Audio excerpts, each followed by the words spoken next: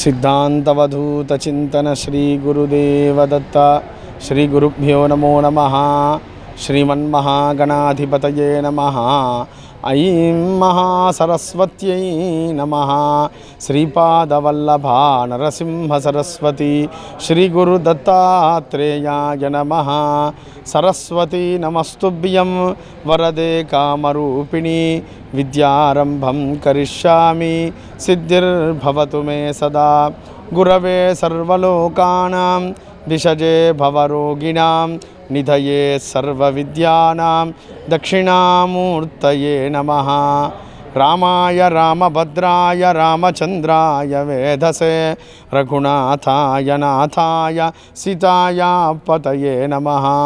శ్రీ జ్యోతిర్వాస్తు విద్యాపీఠం ఇంకొక మహత్తరమైనటువంటి కార్యక్రమానికి వేదిక కాబోతూ ఉంది. మహామేరు నిర్మాణంలో ఈశాన్యంలో విష్ణు స్థానంలో రాముని యొక్క దేవాలయాన్ని నవాయతనంగా యావత్ భారతదేశంలోనే మొట్టమొదటి నవాయతన రామచంద్రస్వామి వారి యొక్క దేవాలయ నిర్మాణాన్ని ప్రారంభం చేసింది శ్రీ జ్యోతిర్వాస్తు విద్యాపీఠం. ఈ నిర్మాణము వేసర అనేటువంటి శిల్పశాస్త్రం ప్రకారంగా నిర్మించబడుతున్నటువంటి అరుదైనటువంటి నిర్మాణం. వేసర నిర్మాణంలో ఈ విధమైనటువంటి నిర్మాణం ఉంటుంది. చుట్టూ అనేక కళాఖండాలతో రూపొందుతున్నటువంటి పింక్ కలర్ మార్బుల్ చేత నిర్మితమవుతున్నటువంటి దేవాలయము ఈ మహత్తరమైనటువంటి దేవాలయం. ఇందులో ప్రతిష్ఠించేటువంటి రాముడు నవాయతన సమేతమైనటువంటి రాముడు.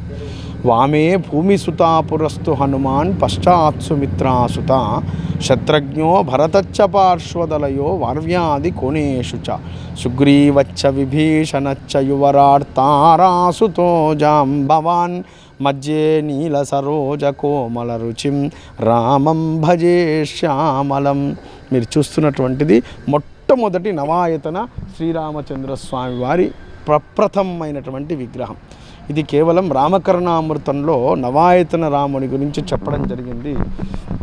సీత, లక్ష్మణ, భరత, శత్రుఘ్న, హనుమత్, సుగ్రీవ, అంగద, విభీషణ, జాంబవంత పరివార సమేతుడైనటువంటి మొట్టమొదటి నవాయతన రాముణ్ణి ఒకే శిలయందు నిర్మాణం చేయాలనేటువంటి ఒక గొప్ప సంకల్పం చేత జూన్ 16వ తేదీ రోజు కేఎస్ఆర్ గ్రానైట్స్ ప్రకాశం జిల్లా నుండి ఆశ్రమానికి ఒక 20,000 మంది భక్తులు పాల్గొనడంగా రామయాత్రను శిలారామయాత్రను చేసి ఆశ్రమానికి చేర్చింది. ఈ మహాశిల 128 టన్నుల బరువు ఉన్నటువంటి ఏకశిల, 15 అడుగుల పొడవు, 10 అడుగుల ఎత్తు, అదేవిధంగా 7.5 అడుగుల మందం ఉన్నటువంటి మహాశిల. ఇది ఏకశిల కృష్ణశిల.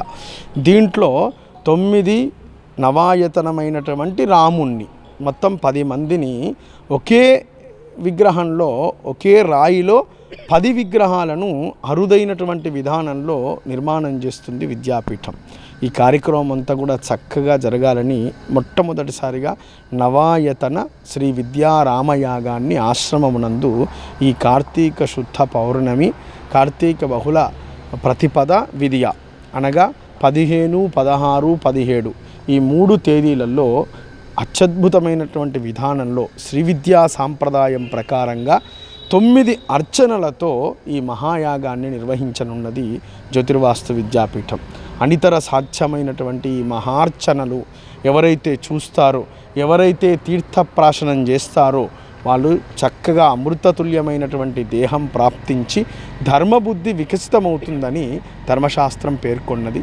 15వ తేదీ రోజు ఇక్కడ సమీపంలో ఉన్నటువంటి మంజీరా నదిలో వరుణానయాన్ని నిర్వహణ చేసి వరుణ కలశం చేత ఉదయం ఊరేగింపుగా ఇక్కడికి రావడం జరుగుతుంది. ఉదయం 6:30 గురు ప్రార్థన, గణపతి ప్రార్థన, ఇక్కడ నుండి మంజీరాకు ప్రయాణం, అక్కడ 7:15కి మంజీరలో వరుణానయంని నిర్వహించడం జరుగుతుంది. వరుణ కలశ ఊరేగింపు చేత 8:30కి ఆశ్రమానికి చేరుకోవడం జరుగుతుంది.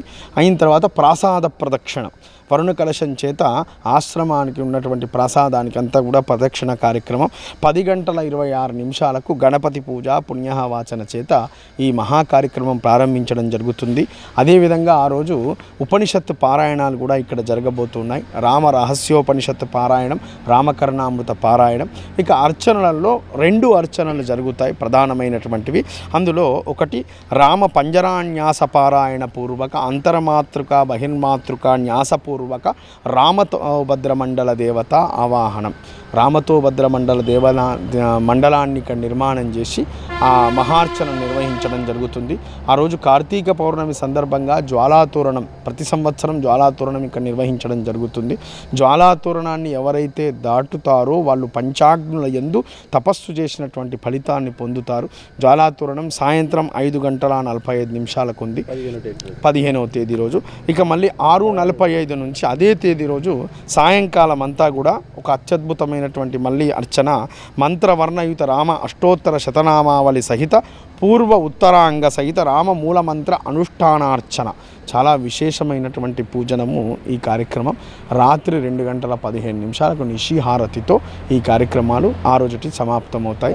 ఇక 16వ తేదీ రోజు కూడా వేదస్వస్తి, ఆవాహిత దేవతా పూజత, ఆవాహిత దేవతా హోమాలు, న్యాస హోమాలు, తత్వ హోమాలు, అదేవిధంగా నవాయతన సమేత శ్రీ సీతారామచంద్రస్వామి దేవతా మూలమంత్ర హవనములు, రామ పూర్వ ఉత్తర తాపిన్యోపనిషత్తు పారాయణము, మంత్ర రామాయణము, రామ సహస్రనామ స్తోత్రము, సీతా సహస్రనామ స్తోత్రనామం పారాయణాలు.